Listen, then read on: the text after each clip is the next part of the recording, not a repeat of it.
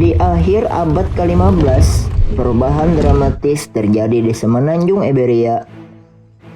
Bartolomeu Dias telah mengitari ujung Afrika dan Peru de Copija telah sampai ke kota Calicut di India. Penemuan gabungan yang dilakukan para penjelajah ini menempatkan Portugal di ambang tujuan akhir untuk menemukan jalur laut ke pasar rempah-rempah yang menguntungkan di Samudra Hindia.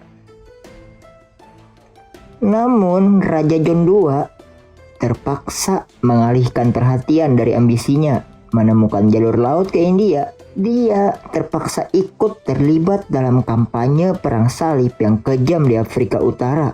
Dan pada tahun 1491, putranya Afonso meninggal dalam sebuah kecelakaan di tepi Sungai Tagus. Hal ini memicu masalah pergantian tahta kerajaan karena Afonso adalah satu-satunya putra dari Raja John II.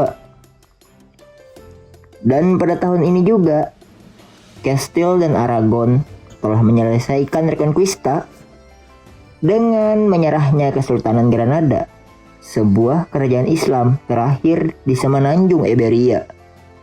Pada tanggal 3 Maret 1493, sebuah kapal berjuang menuju pelabuhan Rostello, sebuah desa di dekat kota Lisbon.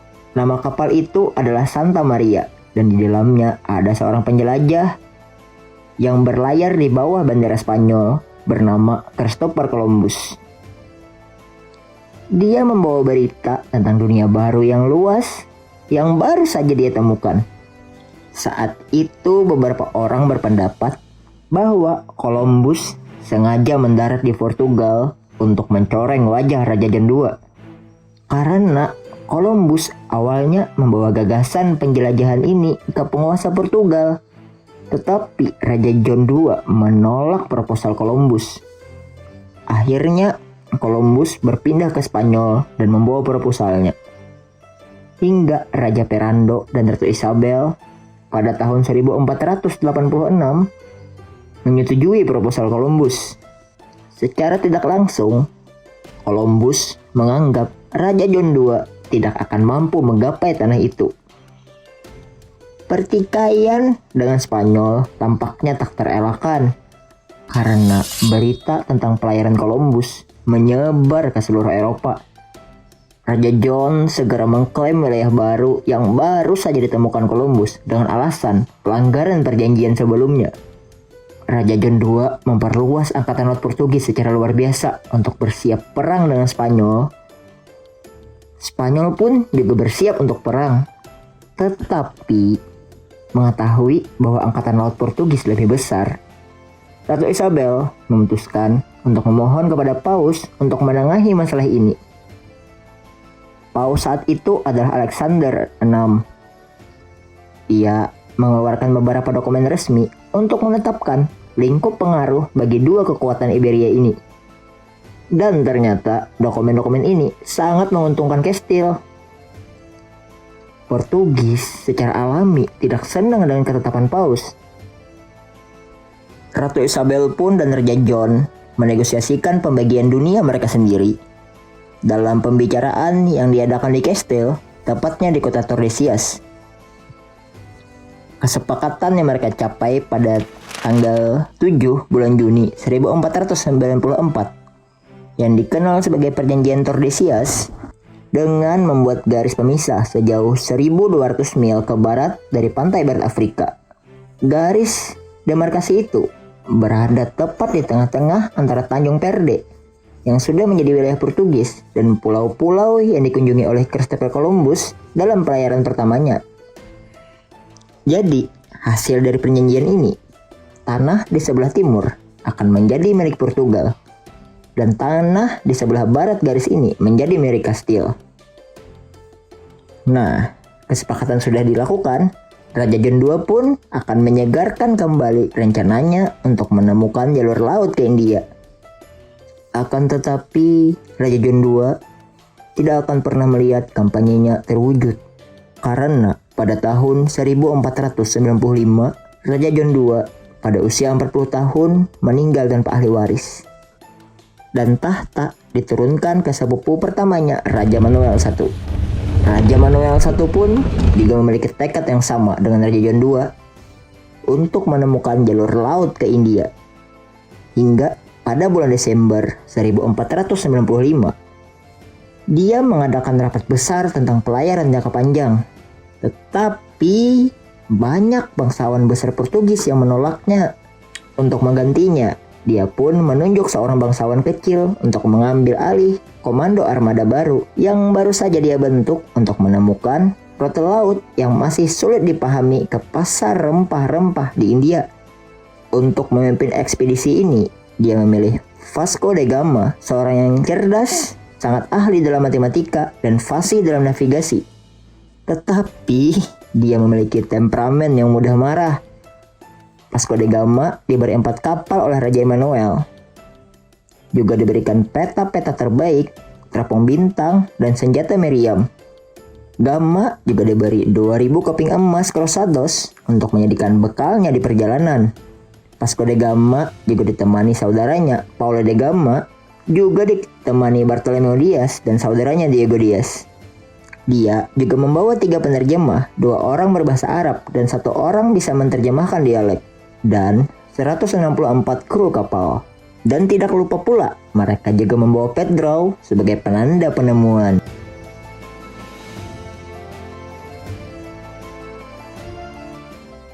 Juli 1497 dianggap sebagai hari paling baik oleh para ahli bintang di kerajaan. Upacara pelepasan pun dilakukan oleh para pendeta dan bangsawan. Perjalanan pun dimulai. Seminggu kemudian mereka telah mencapai Kepulauan Kanari. Dengan angin yang menguntungkan dari belakang, mampu mendorong mereka lebih jauh ke selatan. Tetapi tak lama kemudian muncul kabut tebal yang membutakan. 4 kapal terpisah. Akan tetapi Vasco da Gama sebelumnya dia telah memberikan instruksi untuk berkumpul di Pulau Santiago pada Kepulauan Tanjung Verde pada tanggal 26 Juli. Sesampainya di sana, mereka memutuskan untuk bertahan di sini beberapa minggu sembari menyusun armada kembali sambil mengambil persediaan air minum dan makanan segar sebanyak yang mereka bisa tampung. Dan Bartolomeu Dias memutuskan untuk tetap tinggal di sini. Baru pada tanggal 7 Agustus 1497, armada pun berangkat. Pelayaran kali ini, mereka menggunakan buku pengetahuan tentang arus laut dan pola angin, karya Bartolomeu Dias dan penjelajah Portugis lainnya. Tetapi, mereka akan memulai manuver yang tidak ada arahan sebelumnya, sekitar 700 mil selatan dari Kepulauan Tanjung Verde. Alih-alih mengikuti kontur pantai Afrika sebagaimana Dias, Gama mengikuti keinginannya sendiri yang berlawanan dengan teori yang ditetapkan oleh Bartolomeu Dias 9 tahun sebelumnya, bahwa untuk mengitari Afrika perlu berayun menjauh ke lautan untuk menangkap angin barat untuk membawa kapal melewati Tanjung Harapan. Jalur Gama lebih besar lagi dari eksperimen sebelumnya. Dia mencoba gagasan yang jelas tentang bagaimana angin Atlantik Selatan bekerja. Mereka memilih memutar kemudi ke barat daya dan menukik ke tengah Atlantik dalam sebuah kurva yang melingkar besar. Daratan di belakang mulai menghilang. Kapal terus melaju ke tempat yang tidak diketahui di telan luasnya lautan. Setelah lama di lautan, pada tanggal 22 Agustus, mereka melihat burung yang menandakan kedekatan dengan daratan. Mungkin mereka telah sampai di pantai timur Amerika Selatan. Tapi ternyata mereka terus terombang-ambing di lautan. Di sini, mental kru diuji secara ekstrim. Selama waktu itu, makanan mulai membusuk, air tawar menjadi langka, kekurangan gizi, dan penyakit kudis akan merenggut banyak nyawa. Begitu mereka berhasil melewati garis khatulistiwa, bintang utara yang meyakinkan mulai hilang di balik cakrawala. Setelah 93 hari mereka di lautan luas, tepatnya pada tanggal 4 November 1497, pantai Afrika terlihat dan armada berlabuh di Teluk Saint Helena, sebelah timur laut dari Tanjung Harapan. Karena telah melakukan perjalanan jauh, kapal-kapal mereka diperbaiki dan perbekalan kembali disiapkan oleh orang-orang pastoral di daerah itu. Awalnya Gama berteman baik dengan mereka, akan tetapi tidak tahu bagaimana tiba-tiba terjadi pertempuran bersenjata dengan mereka. Inilah dampak temperamen Gama. Hal sekecil apapun akan membuat dia marah dan dengan mudahnya dia menembakkan senjata. Pada tanggal 2 Desember 1497, armada tiba di Teluk Pengembala Sapi di tempat Bartolomeu sebelumnya telah mendarat. Dan pada tanggal 15 Desember, mereka telah melewati Pedro terakhir Diaz yang merupakan penanda batu terakhir. Jalan menuju India sekarang terbentang di hadapan mereka. Armada pun terus menyisiri pantai timur Afrika. Akan tetapi, saat mereka berangkat, penyakit kudis kembali menyerang dan banyak kru yang mati. Di 22 Januari 1498, armada yang lemah itu singgah di muara sungai besar yang terdapat banyak kudanil dan buaya. Usut punya usut, ternyata sungai ini bernama Zambezi. Mereka merasa lebih baik di sini karena udaranya yang segar dan di sepanjang tepi sungai terdapat banyak buah-buahan yang mengandung vitamin C. Selama sebulan mereka di sini, mereka pun meletakkan berdraw di sini untuk dedikasikan rasa syukur kepada Saint Raphael. Tanggal 24 Februari 1498, mereka melanjutkan perjalanan. Kemudian pada tanggal 2 Maret, mereka melihat teluk besar dan mengirim kapal Bario untuk melakukan penyelidikan. Akan tetapi, kapal ini kandas di gundukan pasir. Ketika kru berusaha membebaskannya, tiba-tiba mereka didatangi orang yang menggunakan kano dan mengundang mereka ke teluk. Orang-orang ini berbahasa Arab. Tanpa diketahui oleh Gama dan krunya, ternyata mereka telah tiba di tanah milik kerajaan Islam Mozambik. Menandai Portugis telah memasuki dunia baru. Samudra Hindia yang luas melebihi 30 kali ukuran laut Mediterania. Lautan yang memiliki kelebihan sistem perdagangan yang kompleks. Dari Malaka di Semenanjung, lalu Calicut yang merupakan sumber lada di pantai barat India. Lalu Ormuz, pusat perdagangan gerbang ke Teluk Persia untuk menuju Baghdad. Lalu Eden yang menjadi penghubung perdagangan ke Kairo yang merupakan pusat dari kejayaan Islam. Dan sebelah barat dari Samudra Hindia ada Mombasa. Modern ini adalah Kenya, suatu tempat penghasil emas dan tempat penjualan budak-budak berkualitas dari Mogadishu. Modern ini menjadi Somalia. Dan di bagian Arab menghasilkan kurma dan dupa. Kuda berkualitas dari Persia, opium yang bagus dari Mesir, persalinan yang cantik dari Cina, balarang dari Sumatera, permata dari dataran tinggi Deccan. Dan kerennya, tidak ada yang memonopoli perdagangan di tempat ini. Zona perdagangan bebas yang luas dan damai. Lebih dari setengah kekayaan dunia melewati perairan ini. Vasco da Gama memasuki teluk, mereka berlabuh di sebuah kota di Mozambik. Ternyata ini bukan sebuah kota kecil. Ini adalah kota yang canggih. Kota yang dipenuhi dengan gedung-gedung, pelabuhan, dan masjid yang ramai. Dan uniknya, Sultan Mozambik awalnya mengira armada Portugis ini adalah pedagang muslim. Dan Vasco da Gama pun ikut-ikutan mempertahankan dramanya. Akan tetapi, kebenaran mereka segera dipertanyakan karena kapal-kapal mereka berada dalam keadaan menyedihkan. Dan hadiah yang dapat ditawarkan Vasco hanya lonceng kuningan dan kain koral yang sederhana. Bagi Sultan dan para administratornya, ini hanya hiasan pernik-pernik semata. Apalagi Tidak ada seorang pun dari kru kapal yang menunjukkan bahwa mereka membawa Al-Quran. Sultan mulai curiga bahwa Vasco bukanlah seorang muslim.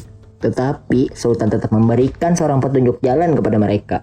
Hingga pada tanggal 10 Maret 1498, kapal-kapal ini berlabuh di pulau terdekat untuk melaksanakan misa Kristen. Petunjuk jalan yang dipinjamkan melihat ini dan melarikan diri. Vasco menduga dengan benar bahwa penyamaran mereka telah terbongkar. Dengan segera mereka memutuskan untuk kabur. Akan tetapi angin berhembus terlalu kencang dan mencegah mereka untuk pergi. Mereka pun terpaksa berdiam di pulau tersebut beberapa hari.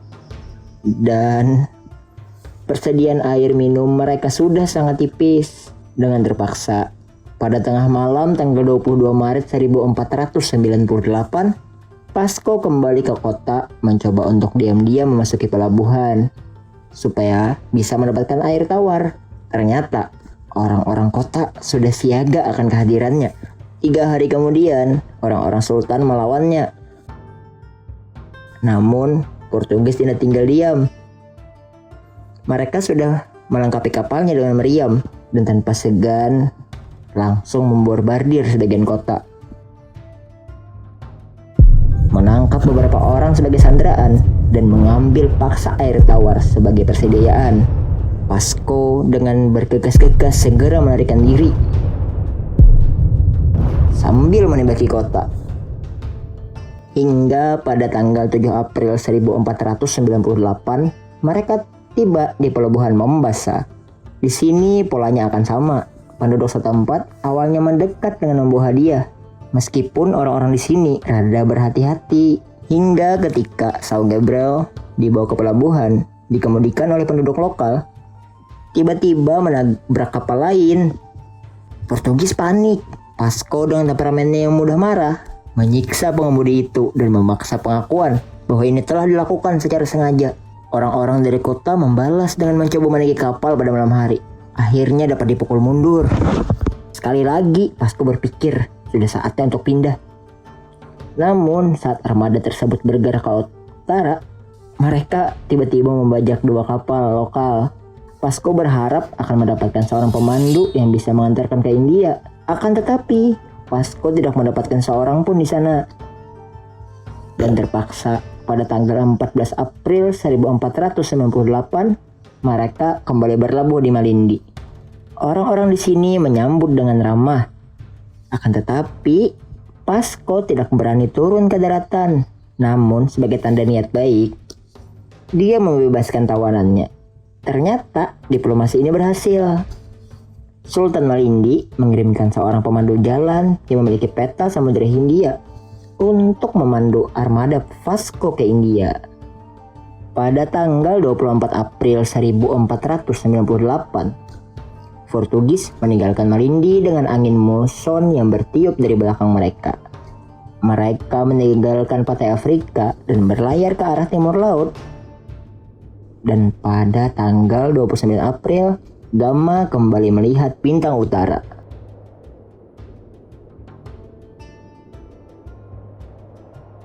Pada tanggal 18 Mei, setelah 23 hari di lautan terbuka, pegunungan tinggi mulai terlihat. Ternyata ini adalah Ghats Barat, rantai pegunungan di pantai barat India. Dan secara keseluruhan, sudah 309 hari sejak mereka meninggalkan Lisbon, dan armada telah menempuh jarak 12.000 mil. Akhirnya, mereka tiba di pantai Malabar, pusat perdagangan yang luar biasa. Ini adalah momen besar dalam sejarah Vasco da Gama yang telah menemukan jalur ke Laut India. Sesampainya di Malabar, di pagi hari, armada dengan cepat menuju Calicut, sebuah pasar rempah yang sangat luar biasa. Semua orang di kapal dapat mengatakan bahwa di sini ada kekayaan besar yang bisa didapat. Yang mengatakan di mana ada kekayaan yang ekstrim, akan ada juga bahaya yang ekstrim. High risk, high return.